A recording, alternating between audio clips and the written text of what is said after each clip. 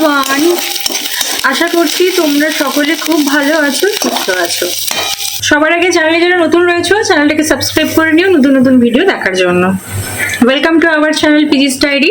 আর এতদিনে জেনে গেছো, তাও বলছি, আমি পুষ্পিতা আবারও একটি নতুন ব্লগ শুরু করলাম। আজকে হচ্ছে শনিবার আর ডেট হচ্ছে জানুয়ারির 17 তারিখ।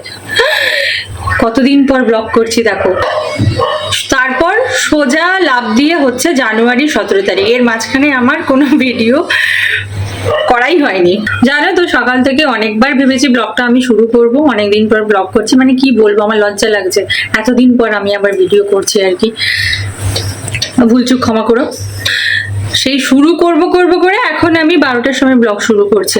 স্নান করলাম, সকালবেলা যা যা কাজ থেকে সেগুলো করলাম। বরফিকে হাঁটাতে নিয়ে গেলাম, বরফি একটু খেলাধুলো করলো ছাদে গিয়ে।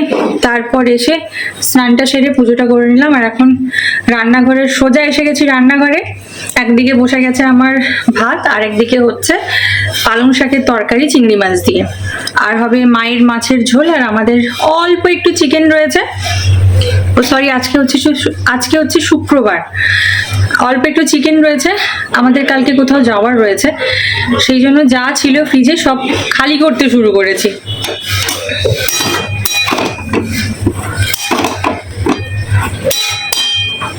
কালকে আমরা ঘুরতে যাচ্ছি, বরফিকে সাথে নিয়ে প্রথমবার আমরা কোথাও বেড়াতে যাচ্ছি। শুধু ঠাকুরকে ডাকছি যে প্রায় 6 ঘন্টা জার্নি তুমি ভালোভাবে পার করে দিও, বরফি যেন ভালোভাবে থাকতে পারে যেখানে যাচ্ছে, ওর যেন কোনো রকম অসুবিধা না হয়। মনে প্রচন্ড ভয় কাজ করছে আমার। সাথে তো গোপালও যাবে। তোমরা কি কেউ গেস করতে পারছো যে আমরা কোথায় যাচ্ছি? তারপরে ওখানে গিয়েও কেমন থাকবে সেটাই হচ্ছে ব্যাপার।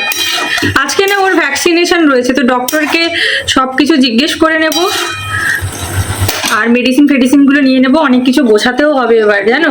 বরফি আছে মানে ওর জিনিসপত্র এবারে লাগেজটা একটু বেশিই হবে। বিকেলবেলায় বেরোবো টুকটাক কিছু কেনাকাটা করতে। তো চলো, তো ব্লগটা দেখতে থাকো। আর ভালো লাগলে কি করতে হবে তোমরা সবাই জানো। আমি পালং শাকটা মোটামুটি হয়ে গেছে, আমি এটাকে নামিয়ে দিয়ে মাছের ঝোলটা বসিয়ে দিই। তারপরে পেঁয়াজ আদা রসুন এগুলো কাটবো মাংসের জন্য। A few moments later. তো খাওয়া দাওয়া কমপ্লিট হলো, এখন ঘড়িতে বাজে 4:30। আর আমি একটু বেরিয়েছি। খাওয়া দাওয়ার পর যদি শুয়ে পড়তাম না, আর বেরোতে ইচ্ছে করতো না। আমি একটু ঠান্ডাতে আমি একটু বেশি শীতকাতুরে, তো কম্বলের ভেতরে ঢুকলে আর বেরোতে ইচ্ছে করবে না। তাই ভাবলাম যে না, বসে থেকে লাভ নেই, গিয়ে ঘুরে আসি। ওই বললাম টুকটাক কিছু নেওয়ার আছে। তো কথা হচ্ছে যে এখন রিক্সা আছে কিনা দেখি, দাঁড়াও। আছে? হ্যাঁ আছে। 2000 years later. তখন তোমাদেরকে দেখালাম আমি বাড়ি থেকে বেরিয়েছি। আসলে এসেছিলাম পার্লারে, তো পার্লারে এসে আর ভিডিও করতে কেমন একটা লাগছিল, তো ভিডিও আমি করিনি। শ্যাম্পু করার জন্য এসেছিলাম। কি বলো তো, কালকে আমাদের দুপুরবেলায় বেরোনোর প্ল্যান ছিল, তো আমি বললো না সকালেই বেরিয়ে যাবো, বরফিকে নিয়ে যাবো, তো সকালই বেরোবো। তো ওই জন্য তাড়াতাড়ি শ্যাম্পু করতে পারবো না, তো সেই জন্যই ভাবলাম যে গিয়ে হেড ওয়াশটা করে আসি। তো আমি পার্লার থেকে ফিরলাম, ভিড় ছিল। ঘরে ঢুকেছি তখন বাজে 7:30। আবার ঘরে এসে ঠাকুরকে সন্ধে দিয়ে আবার বেরিয়ে পড়েছি আমরা দুজনে, সাথে বরফিকে নিয়ে। ওই যে তখন তোমাদেরকে বললাম বরফির ভ্যাকসিনেশন রয়েছে, সেই জন্য ডক্টরের সাথেও কথা বলবো।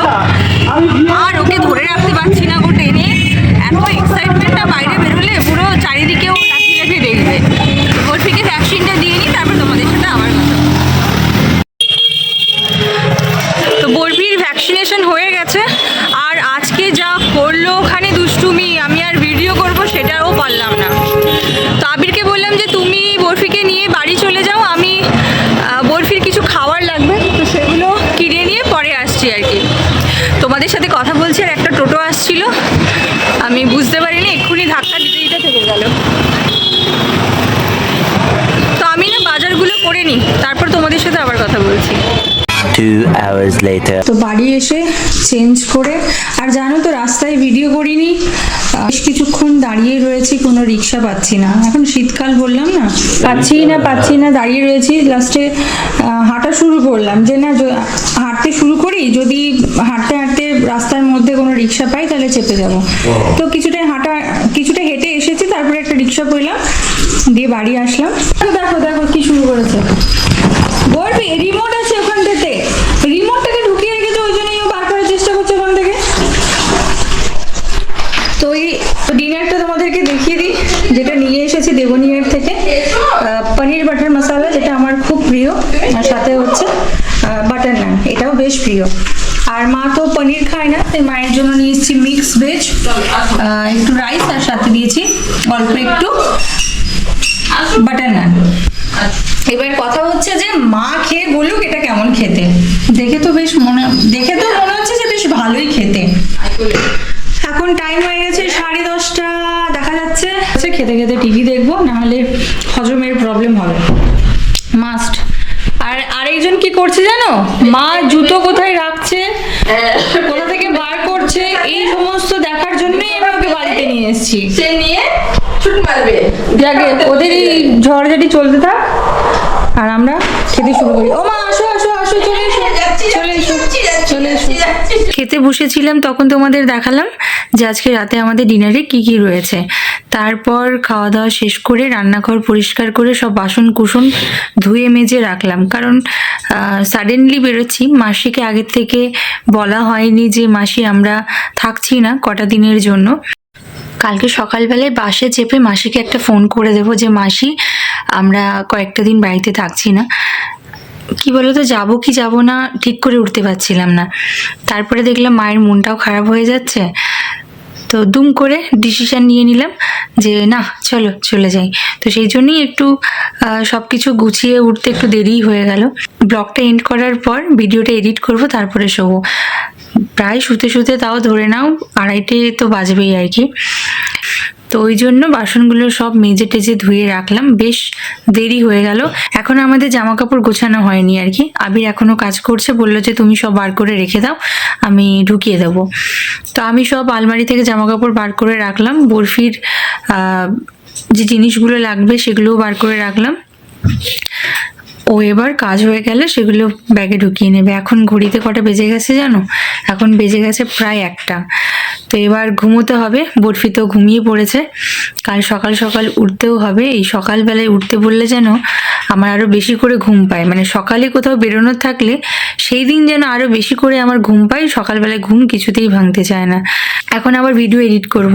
জানি আজকের ভিডিওটা ছোট হলো, কালকের থেকে তোমরা সুন্দর সুন্দর ব্লগ দেখতে পাবে। আশা করছি তোমাদের ব্লগগুলোও ভালো লাগবে। দেখা হচ্ছে আবার একটি সুন্দর ব্লগে। সকলকে টাটা, গুড নাইট।